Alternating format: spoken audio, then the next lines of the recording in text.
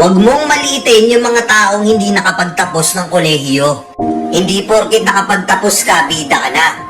At hindi porket nakapagtapos ka, 100% magiging successful ka na. May mga ganitong tao, di ba? Na nakapagtapos lang, wow na wow, grabe, ang baba ng tingin nila sa mga taong hindi nakapagtapos. Puking ina, ano yun?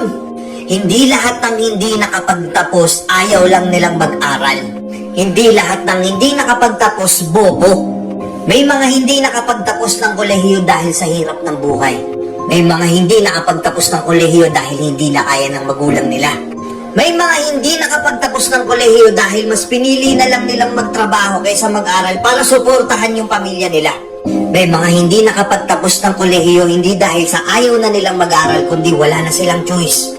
Naaawa na sila sa hirap ng magulang nila, mas pinili na lang nilang tulungan yung magulang nila.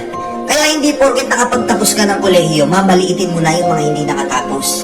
Bubulihin, babatain mo na yung mga kasabayan mong hindi ka nasabayang magtapos. O bakit? Porket ba nakapagtapos ka, secured ka na? Porket ba nakapagtapos ka, sureball ka ng magiging successful ka na? E paano kung tagilid yung ugali mo? Paano kung hindi ka marunong gumalaw? Paano kung meron kang ang diplomang nakatago pero wala ka namang gawa? Wala kang sipag? Wala kang aksyon? Dadalhin ka ba ng diploma mo sa pinapangarap mo? Kung ang pinanghahawakan mo lang diploma mo, pero tamad ka, takot ka, ano, bagsak mo? Tapos magtataka kayo mga taong binubuli mo na hindi nakapagtapos ng kolehiyo, bakit ganun? Parang umaangat na sila. Bakit ganun? Bakit mas matured na sila? Marunong na silang dumiskarte. Bakit ganun? Parang mas malakas pa silang kumita sa akin. Siguro dahil alam nila yung hirap.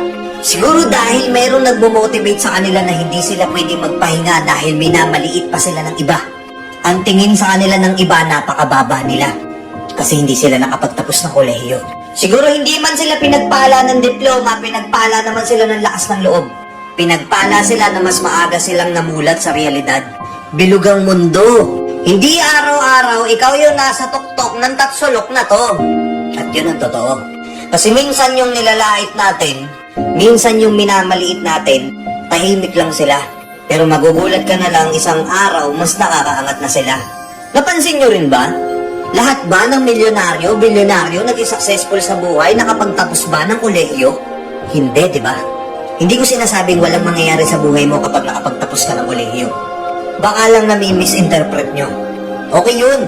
Masaya ako sa inyo nakapagtapos kayo. Masaya ako para sa inyo dahil hindi nyo sinayang yung pinagkaloob na edukasyon sa inyo.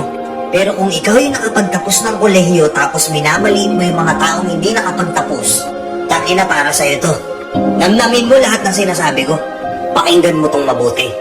Hindi lahat ng nakapagtapos sa kolehiyo nagiging successful sa buhay. At hindi lahat ng hindi nakapagtapos sa kolehiyo nagiging mahirap na lang habang buhay. Bilog ang mundo. Hindi laging nasa taas tayo. Piliin pa rin nating magpakumbaba. Piliin pa rin nating maging masaya para sa iba. Kasi dumating man yung araw na bumaliktad yung ikot ng mundo at sila naman yung nasa taas, hindi tayo mapapahiya. Ako ha? Comment nyo nga kung nag-gets nyo yung video ko. Medyo aggressive ba? Anyway, this is Kuya Marvin. Official page ko to. Ayan, i-follow nyo na lang ako dito. Nag-quit na ako sa TikTok. Dito na ako mag-upload. Ayun lang. Thank you and peace out.